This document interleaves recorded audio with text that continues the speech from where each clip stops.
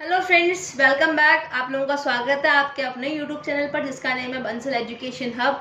Friends, अगर अभी तक आपने मेरे चैनल को सब्सक्राइब नहीं करा है तो जल्दी से ना सब्सक्राइब कर दीजिए और साथ ही साथ बेल आइकन भी प्रेस कर दीजिए ताकि मेरे आगे आने वाली वीडियोस की नोटिफिकेशंस आपको मिलती रहें। एंड फ्रेंड्स, अगर अभी तक आपने मेरी इस वीडियो को लाइक नहीं करा है, शेयर नहीं करा है तो जल्दी से ना लाइक कर दीजिए और शेयर भी कर दीजिए व्हाट्सएप पर, फेसबुक पर अपने फ्रेंड सर्कल में, ताकि उनको भी मेरी वीडियो का बेनिफिट मिले। तो आज की वीडियो को स्टार्ट करते हैं। सो फ्रेंड्स, हमने अपनी लास्ट वीडियो में डिस्कस करी थी properties of budget, shift in budget line. मैंने ये टॉपिक आपको बहुत अच्छी तरीके से क्लियर करा था। इसमें जो भी सिचुएशंस हैं, जितने भी केसेस हैं, मैंने आपको अच्छी तरह समझाए थे। अगर आपने मेरी वीडियो नहीं देखी है तो आप लोग जाके देख सकते हैं।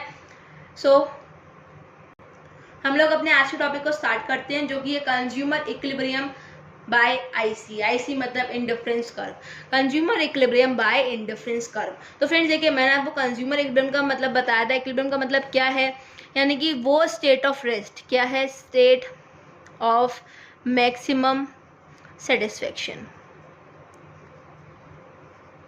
यानी कि वो स्टेट जहां पर कंज्यूमर को क्या मिल जाता है? मैक्सिमम सेटिस्फेक्शन मिल जाता है। और साथ ही साथ कंज्यूमर को ऐसी कोई भी इच्छा नहीं होती कि वो जो एक्सपेंडिचर अभी तक कर रहा है वो उसे चेंज करे या अपने एक्सपेंडिचर को कोई भी चेंज करे उसमें। तो कंज्यूमर इक्विलिब्रियम कौन सी स्टेट होती है? जहां पर उसे क्या मिल रहा होता है? मैक्सिमम सेटिस्फेक्शन मिल रहा होता है और वो अपनी एक्सपेंडिचर में कोई भी चेंज नहीं करना चाहता। तो जो भी मेरे फ्रेंड्स ये वीडियो देख रहे हैं, मैं उनको ये बता दूं, अगर आपको ये टॉपिक समझना है तो आपको उसके लिए पता होना चाहिए कि इंडिफरेंस कर्व और बजट लाइन क्या होता है। अगर आपने वो दोनों वीडियोस अभी तक मेरी नहीं देखी हैं, अगर आपको नहीं पता कि इंडिफरेंस कर्व और बजट लाइन क्या होता है, तो आप लोग प्लीज जाके देखिए। आपको जितनी सारी वीडियोस प्लेलिस्ट में मिल जाएंगी। फ्रेंड्स, मैं इसलिए कह रही हूँ क्योंकि बजट लाइन और इंडिफरेंस कर्व इस टॉपिक के लिए आपको आना बहुत ज़्यादा ज़रूरी है। जिसको नहीं आता वो ये टॉपिक नहीं समझ पाएगा। सो फ्रेंड्स देखिए, कंज्यूमर को इक्विलिब्रियम कंडीशन में होने के लिए दो कंडीशंस है, यानी कंज्यूमर इक्विलिब्रियम जब आईसी के थ्रू होगा तो उसमें ये दो कंडीशंस का फुलफिल होना जरूरी है। अब देखो कौन कौन सी कंडीशन है। तो पहली कंडीशन है हमारी दैट एमआरएस, यानी कि marginal rate of substitution of both goods should be equal to what? Ratio of prices. जो प्राइजेस के रेशियो है उसके इक्वल होना चाहिए, यानी कि P X upon P Y. देखो यहाँ लिख दे रही हूँ, कैमरा में दिखाई दे रहा, P X upon P Y, price of commodity X and price of commodity Y. जो इसका रेशियो है वो किसके इक्वल होना चाहिए? एम आर एस, यानी कि मार्जिनल रेट ऑफ सब्स्टिट्यूशन के इक्वल होना चाहिए। सो फ्रेंड्स, पहली कंडीशन क्या है हमारी? पहली कंडीशन ये है कि जो एम आर एस है वो किसके इक्वल होना चाहिए? रेशियो ऑफ प्राइसेस के इक्वल होना चाहिए। ठीक है, दोनों ही गुड्स के। अब देखो इसमें भी दो केसेस हैं। अगर आपकी एम आर एस जो है प्राइजेस से ज्यादा है, तो प्राइस रेशियो ऑफ प्राइजेस से क्या है? ज्यादा है। तो बेसिकली ये क्या कहता है, जब आपकी एमआरएस जो हो रेशियो ऑफ प्राइस से ज्यादा हो तो क्या है, जो कंज्यूमर है वो एक्स की यूनिट को ज्यादा कंज्यूम करने के लिए, यानी कि एक्स की यूनिट को कंज्यूम करने के लिए वाई की ज्यादा से ज्यादा यूनिट सेक्रीफाइस करने को तैयार है। देखो क्या मतलब है, to obtain one more unit of X, एक और यूनिट को ऑब्टेन करने के लिए, एक्स की एक और यूनिट को ऑब्टेन करने के लिए कंज्यूमर वाई की ज्यादा से ज्यादा यूनिट सेक्रीफाइस, मोर सेक्रीफाइस करने को तैयार है। अगर वो कंज्यूमर, सपोज मैं बोलूं कि कंज्यूमर को एक्स की एक यूनिट को गेन करना है तो वाई की वहां पे 3 यूनिट्स को सेक्रीफाइस करने को तैयार है, यानी कि वाई को ज्यादा से ज्यादा सेक्रीफाइस कर रहा है ताकि वो केवल एक यूनिट को ऑब्टेन कर सके एक्स की। तो जब ऐसा होगा तो नॉर्मल है कि वो एक्स को ज्यादा खरीद रहा है। अब जब वो एक्स को ज्यादा खरीद रहा है तो उसका रिजल्ट क्या आएगा? एमआरएस क्या होगी? फॉल होगी, डिक्रीज होगी। ठीक है, और तब तक डिक्रीज होगी जब तक वो इन दोनों के, यानी कि रेशियो ऑफ प्राइजेस के इक्वल नहीं आ जाती। मैंने क्या कहा? मैंने ये कहा अगर एमआरएस जो है रेशियो ऑफ प्राइजेस से ज्यादा है तो कंज्यूमर, इस केस में कंज्यूमर क्या कर रहा है?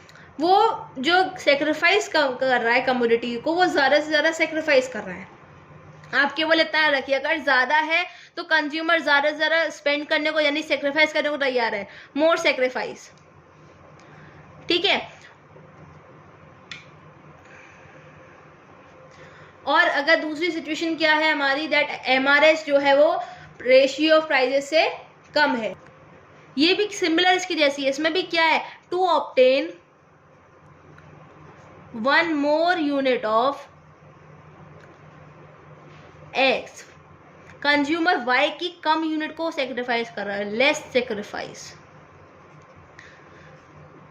कैसे, हमने यहाँ पे क्या लिया था कि कंज्यूमर ने एक X यूनिट को लेने के लिए 3 यूनिट्स Y की सेक्रीफाइस कर दी, तो यहाँ पे वो 1 यूनिट को लेने के लिए केवल 2 ही यूनिट को सेक्रीफाइस कर रहा है। या हम इस रेशियो को ज़्यादा भी कर सकते हैं, सपोज यहाँ 5 है, यहाँ आप 2 कर सकते हैं।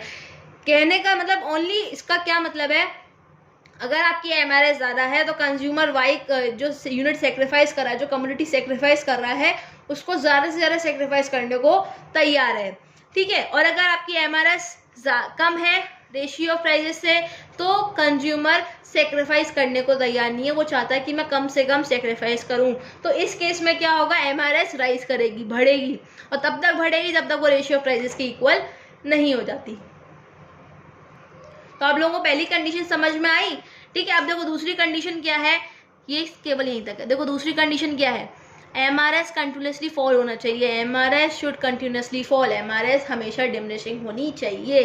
2 कंडीशन है, इन दोनों ही कंडीशन का फुलफिल होना बहुत ज़्यादा ज़रूरी है। कौन कौन सी कंडीशन है कि पहला तो MRS जो हो वो इक्वल हो और किसके, रेशियो ऑफ प्राइजेस से, और दूसरी कंडीशन क्या है कि MRS कंटिन्यूसली क्या होनी चाहिए, फॉल होनी चाहिए।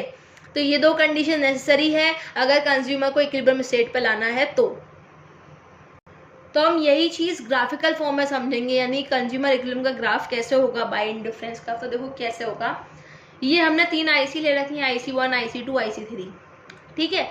अब इसमें मेन पॉइंट क्या होता है, याद रखने वाली बात क्या है, देखो आपने 3 IC ले ली, लेकिन आपने ये देखा कि मैंने बजट लाइन केवल इसी वाली IC पे क्यों बनाई है, IC2 पर ही क्यों बनाई है। देखो क्यों बनाई है, जब आपका IC आपकी बजट लाइन से टच हो जाए,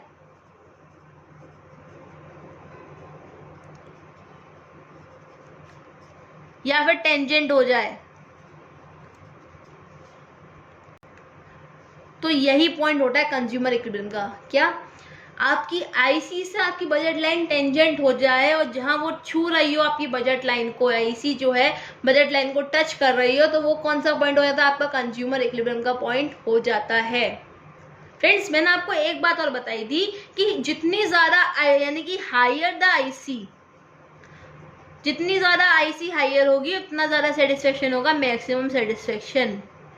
तो आप इस केस में काफ़ी बच्चे ये भी कह रहे होंगे कि यही हमारा कंज्यूमर इक्विलिब्रियम का पॉइंट क्यों है, ये वाला इस पर क्यों नहीं होगा, क्योंकि यहाँ पे हम लोगों को मैक्सिमम सेटिस्फेक्शन मिल रहा है। सो फ्रेंड्स देखो, बजट लाइन के बाहर है ये पॉइंट, मैंने आपको बजट लाइन के ग्राफ में क्या समझाया था, यानी कि वो पॉइंट्स जो आपकी, वो कॉम्बिनेशन जो आपकी बजट लाइन से बाहर हो, वो आपके अनअटेनेबल कॉम्बिनेशन है। अगर किसी की बजट लाइन इस वाली IC को छू के निकलती, टच करके निकलती, तो वो उसका इक्विलिब्रियम पॉइंट होता। लेकिन जब आपका बजट है ही नहीं, आप उससे ऊपर जा ही नहीं सकते, तो आपका वो अनअटेनेबल कॉम्बिनेशंस में आएगा, आप इस वाली IC को नहीं ले सकते। यानी कंज्यूमर अभी अपना मैक्सिमम सेटिस्फेक्शन कहाँ पे ले रहा है, IC2 पर ले रहा है, ये हमारा मैक्सिमम सेटिस्फेक्शन है इस पॉइंट पे। क्यों है, क्योंकि कंज्यूमर अपनी बजट लाइन से ऊपर नहीं जा सकता। यानी कि अगर मैं इसके नीचे एक और ग्राफ बना दूं, इसके नीचे मैंने एक और ग्राफ बना दिया, और ये वाला अगर मैंने सपोज ये हटा दिया, तो आपका ये हो जाएगा। अगर मैं इसके ऊपर एक और बना देती हूँ, चलो मैंने एक और बना दिया, 5 IC कर्व्स बना दिए मैंने, तब भी वो पॉइंट जहाँ, यानी कि वो पॉइंट जहाँ पे कंज्यूमर का जो IC होगी बजट लाइन से मिलती जुलती, यानी कि क्या, बजट लाइन ये है, अगर बजट लाइन यहाँ पर से IC टच हो रही है, तो यही इसकी हाईएस्ट मैक्सिमम वाली बजट लाइन IC होगी, यानी कि यही इसका हायर IC होगी, इसके ऊपर वो जा ही नहीं सकता। कहने का मतलब केवल इतना है, जहाँ पर आपकी बजट लाइन IC से टच हो जाए तो वही समझ लीजिए वो आपकी जो IC है वो मैक्सिमम सेटिस्फेक्शन वाली है, यानी कि higher the IC maximum satisfaction वही होगा, ठीक है। उसकी ऊपर वाली हम क्यों नहीं लेंगे, क्योंकि बजट लाइन से बाहर है, हम उसको अटेन ही नहीं कर सकते, वो हमारी अनअटेनेबल कॉम्बिनेशन हो जाती है। तो आपको ये समझ में आया। अब देखो क्या हमने बोला कि ये जो पॉइंट जब हमारी IC जो है बजट लाइन के टेंजेंट हो गई, ये पॉइंट हमारा क्या है, कंज्यूमर इक्विलिब्रियम का पॉइंट है। ये पॉइंट क्या कह रहा है, सपोज हम लेके चलते हैं, ये मैंने लेके चला, ये मेरी एन है, ये मेरी एम है, यानी कि एम यूनिट्स और एन यूनिट, कम्युनिटी एक्स की एन यूनिट्स और कम्युनिटी वाई की एम यूनिट्स जो है। तो इस पॉइंट पर कंज्यूमर को सेटिस्फेक्शन मिल रहा है, मैक्सिमम सेटिस्फेक्शन मिल रहा है, इस पॉइंट पर कंज्यूमर इक्विलिब्रियम स्टेट पर है, ठीक है। जहां पर कंज्यूमर परचेज कर रहा है N units of community X और M units of community Y.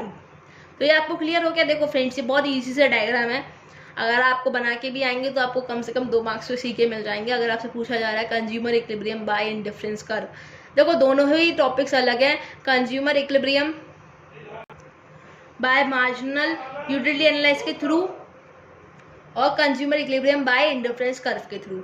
दोनों ही कंज्यूमर इक्विलिब्रियम अलग है, इन दोनों की कंडीशंस अलग अलग हैं। अगर आपने अभी तक मेरी वो वीडियो नहीं देखी जिसमें मैं आपको consumer equilibrium in case of single and double community पढ़ाया था, तो आप जरूर जाके देखिए, क्योंकि ये टॉपिक बहुत ज़्यादा इंपॉर्टेंट है और ये टॉपिक अक्सर एग्जाम में पूछा जाता है। तो at last, thus both the condition need to be fulfilled for a consumer to be in equilibrium। ये दोनों ही कंडीशन नेसेसरी है, इनका पूरा होना नेसेसरी है अगर आप कंज्यूमर इक्विलिब्रियम स्टेट में आना चाहता है तो फ्रेंड्स आज के लिए इतना ही। Thank you very much. यहाँ पर आप लोगों का माइक्रो इकोनॉमिक्स का चैप्टर नंबर 2 खत्म होता है और मैं जल्द ही आपको इसके न्यूमेरिकल्स भी और साथ ही साथ क्वेश्चन आंसर्स भी प्रोवाइड करूंगी। एंड जो मेरी इसकी लास्ट वीडियो है क्वेश्चन आंसर्स वाली, उसमें मैं आपको इसके नोट्स भी प्रोवाइड करूंगी। तो keep watching my channel, keep watching my videos, keep supporting me. मेरे चैनल को सब्सक्राइब कीजिए, वीडियोस को लाइक और शेयर करिए, क्योंकि आप लोग जितना मुझे सपोर्ट करेंगे मैं उतना ज़्यादा मोटिवेट होंगी कि मैं आप लोगों के लिए ऐसी और वीडियोस लेके आती रहूँ। Thank you friends.